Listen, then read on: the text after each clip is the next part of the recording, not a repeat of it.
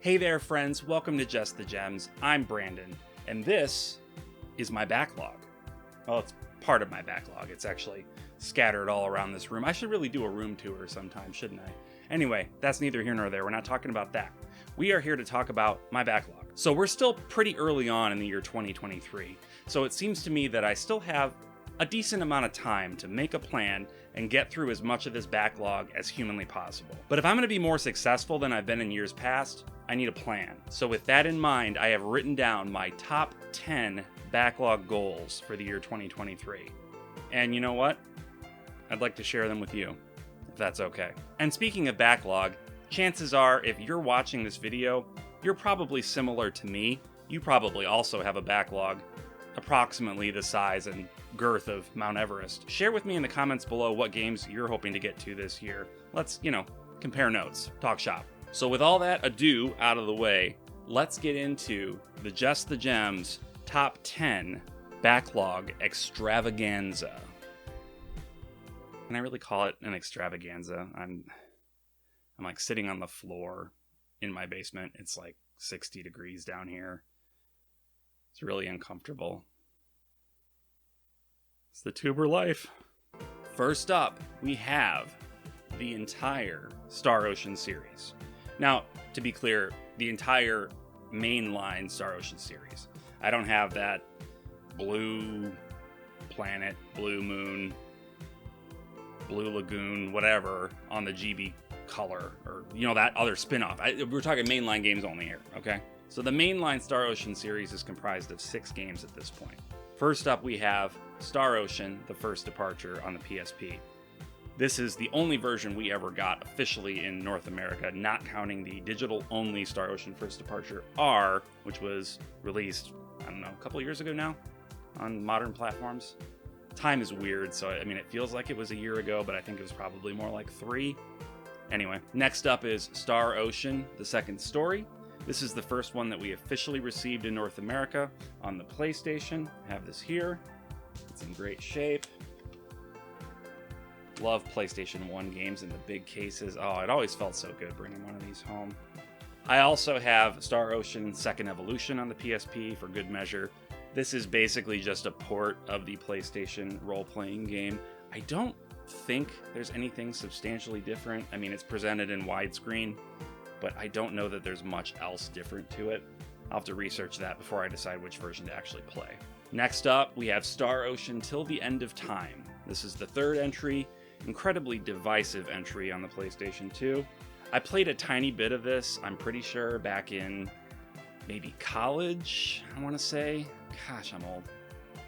It was a long time ago. I didn't get very far, so we're going to count this as basically a brand new playthrough. And next we have Star Ocean The Last Hope International. This was the 4th game, and I believe it was originally released on the Xbox 360, I want to say. And then they added some features and brought it over to the PlayStation 3, maybe? Yeah, okay, it says PS3 exclusive features, including Japanese audio, multilingual text options, and selectable character portraits. That is the most mundane list of features that I've ever seen added to a game. But whatever. And next we have Star Ocean 5, Integrity and Faithlessness. This is the Steelbook. I don't know that this was ever sold with any particular version of the game. I spent some Square Enix store points and got it because I love me some Steelbooks. Who else loves Steelbooks out there? Give me a shout out in the comments if you're a Steelbook aficionado, because I can't get enough of the steel. And finally, the latest release, Star Ocean The Divine Force on PlayStation 5. Now, Star Ocean is a little more of a critically divisive series than, say, the Tales of franchise. And there's a reason that I kind of talk about these two series together when they come up. The Tales of series was really the series that got me started in collecting. I think I've said before on this channel that my brother got me into the Tales of games, and suddenly I just wanted to collect every single one and get every special edition that I could get my hands on, and it was a big expensive mess, but now I have it all and it's great. The Star Ocean games kind of spun off from the Tales of games. That's not quite accurate. It's like the Star Ocean games are like the stepsister of the Tales of games. So when Tales of Phantasia was originally made for the Super Famicom, some of that team broke off and created their own company that produced Star Ocean. So there's a lot of shared DNA between the two series. Although it's kind of like Star Ocean and Tales of kind of went off on their own evolutionary paths. So you can still see some similarities, you can still kind of see how they're related, but they have diverged quite a bit in the years since that first game came out. All that to say, despite the kind of mixed, iffy critical reception, I'm still really looking forward to going through these. I tend to be a lot more forgiving about stuff than most critics are, so I think I'll probably still have a good time with it. Now, realistically, do I think I'm going to get through all 6 of these Star Ocean games this year and still get to everything else on my list? No way in heck. But I'm at least going to start the project of going through these games, and I'll be documenting my progress on the channel as we go. So you'll see videos coming out in the not too distant future covering my Star Ocean trek, my Star Trek Ocean Voyage, my Star Ocean We'll workshop it. Next up, Omori. Now, I've heard this game compared to Earthbound, which I think must just be because of the cutesy, colorful graphics, because the moment you put this game in the console, you get all sorts of trigger warnings and like adult content stuff popping up at you. So it's definitely age restricted, okay? That's an M on there. M for mature. It's not M for, this game is good for kids. No. Mature. Violence, blood, strong language. Definitely not something you would find in Earthbound. So this has a sort of mix of the cutesy, super chibi graphic style like in Earthbound, along with this really appealing like manga style drawings. And it looks like it's going to be super creepy and disturbing, which is totally up my alley. Technically speaking, I actually just started this one today. I only played for like 10 minutes because I had to finish dinner, but I technically have started this one. So I guess maybe it's not in my backlog anymore. Is it in my front log? No. Nope. Just my log. Omori is in my log. So next up on my list is a game I do not have right now, but it exists in the ether. And that game is Never 7. Now, maybe you were like I was a few weeks ago, and you're thinking, what is Never 7? I've never heard of that. Well, let me tell you a little bit about it, because that's about as much as I know. So if you've been following me on this channel for any length of time, you probably have heard the name Uchikoshi come up at least once. He makes the fantastic puzzle visual novel games, the Zero Escape series, the AI, the Somnium Files series. He is a certified maniacal genius, in my opinion. But he didn't get his start with the Zero Escape series, which is what I maybe assumed. He actually had a series before that called the Infinity series. The first game in the Infinity series is Never 7, The End of Infinity. Now, I believe this was released on Windows PCs and like Dreamcast in Japan, but it's definitely nothing that we ever got here. I actually learned about this game in this series from a fantastic YouTuber named Mandy. Her channel is called Miss Mandia. I'll link it down in the description. If you like video games, you owe it to yourself to go check out her videos. Her video essays and her reviews are just fantastic, phenomenal stuff. Also, special thanks to Mandy for giving me a link to the English localization for this game so that I didn't go to the wrong place and accidentally download 5,000 viruses onto my computer. Next, we have Fire Emblem Awakening. So, I'm really good at video games now, everybody. I don't know if you heard. I used to be pretty bad at video games. For example, I never played strategy role-playing games because they were too hard and I couldn't beat them. Well, this just in, I just beat Fire Emblem Engage. That's right. Normal difficulty, casual, crushed it. So that means I'm great at strategy role-playing games now. And I can't wait to dive into the back catalog and check out all of the great entries that I missed. I figure starting with Awakening is probably a decent place to begin. From what I've heard anyway, this is sort of the entry that reinvigorated the series in the West. So yeah, we're going to get into this. We're going to check it out. From the looks of the Nintendo eShop page, it looks pretty familiar. It's got a deep cast of characters. You grow your bonds in battle, an immersive story. So I'm really looking forward to getting into all of the Fire Emblem games that I missed out on all these years because I was so bad at video games. And I bet you this one is not going to be significantly harder than Fire Emblem Engage and make me hate myself. Next up, Dusk Diver. Reading a little bit about this one. Let's see. When an unstable dimensional rift brings together gods, phantoms, and humans, headstrong high school girl. I read that as homeschool. High school girl. Anyway, young Yumo must step up to protect the neighborhood. So this looks like it has dynamic, action-oriented combat, and I'm supposed to expand my abilities by immersing myself in Taipei. I would say this has a pretty appealing graphical style. Like, it's got some of the flourishes from like Persona 5, but with maybe a more like comic booky solid color sort of effect going on. Also, it looks like maybe there's a Persona-esque mascot character in here too, so mwah. I've also heard that Hallowed Be Thy Game, another fantastic channel that you most definitely already know about, but I'm going to plug it anyway. He's mentioned several times that he's a big fan of those games, so I'm pretty optimistic that I will like this one, so looking forward to checking it out. Next up, Blue Reflection, Second Light. I just recently reviewed the first Blue Reflection game on this channel, and if you saw that, you know how just crazy I am about Blue Reflection. Its whole aesthetic is just killer to me. So my plan is to play through Blue Reflection Second Light this year. Now, I'm hoping that I'll be able to play through it with FemTrooper, who you may know, another great YouTuber. This is just the plug the YouTubers night, isn't it? They all deserve it, so I don't mind. I don't mind at all. But we talked about playing through it with her and with some other friends of hers that played through the first game together, kind of like book club style. We'll see if we can make that happen, but I'm really looking forward to diving into this. From what I've been told, somebody commented on my review and mentioned how, you know, it brings in characters from the game and from the anime series, which you can watch on Crunchyroll. And I'm really excited to see kind of how the story continues from where I left it off. Next, we have Death End Quest. Death End Request. So I've been meaning to give Idea Factory games a try at some point here. I you know, they look like the sort of like colorful anime weeby stuff that I'd be into, but I don't think that I've ever played one.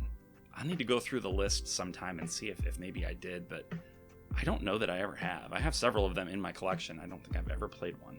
So this apparently is a turn-based game, which is instantly appealing to me. It looks sort of like a Log Horizon or Sword Art Online or fill in the blank isekai by way of somebody getting stuck in a video game sort of deal. So I guess you go between two modes of play in this. There's the role-playing turn-based portion of the game, which is where you're inside this virtual world, this game within a game. And the other portion of the game takes place when you're out in the real world, and that is played out in more of a visual novel sort of style, which is really interesting. I really like the idea of combining visual novel and role-playing in a more overt sort of way. Like, I don't really think of the style that 13 Sentinels went with as being exactly that. Don't get me wrong, 13 Sentinels is one of my favorite games.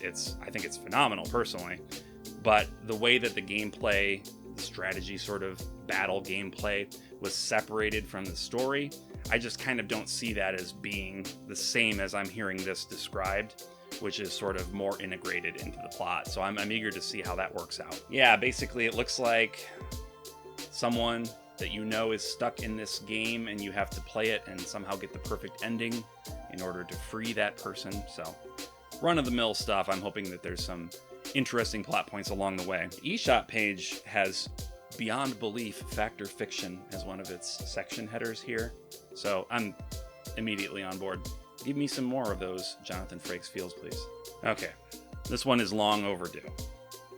It is Shin Megami Tensei 5. Now, I really liked SMT3 Nocturne on the PlayStation 2. It was just another one of those games that's just all mood.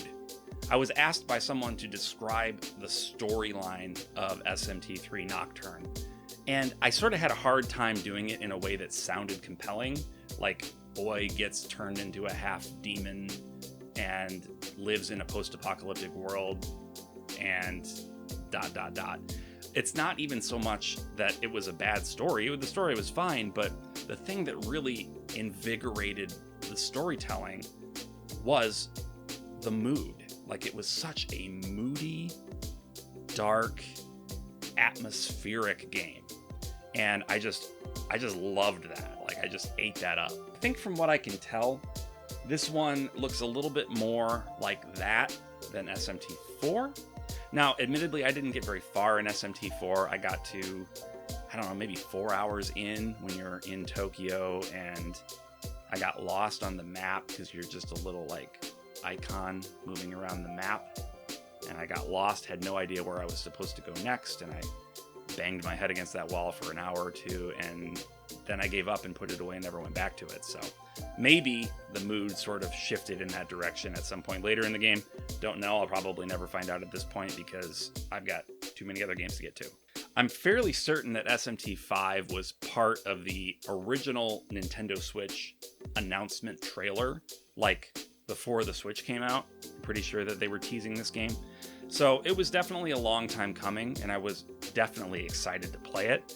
Why haven't I played it yet? Good question. I don't know. Next up, Alundra. That holographic color. Hope that's coming through.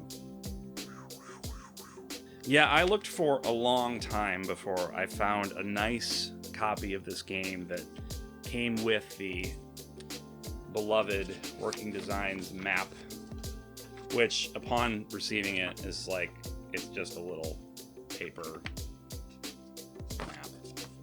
Not as big of a deal as I would have thought, but completionist, you know. But yeah, it was hard to find, it was way too much money, and I'm glad I finally have it, so maybe we should play it. What do you think? So, yeah, you're Alundra, a dude with very 80s anime hair.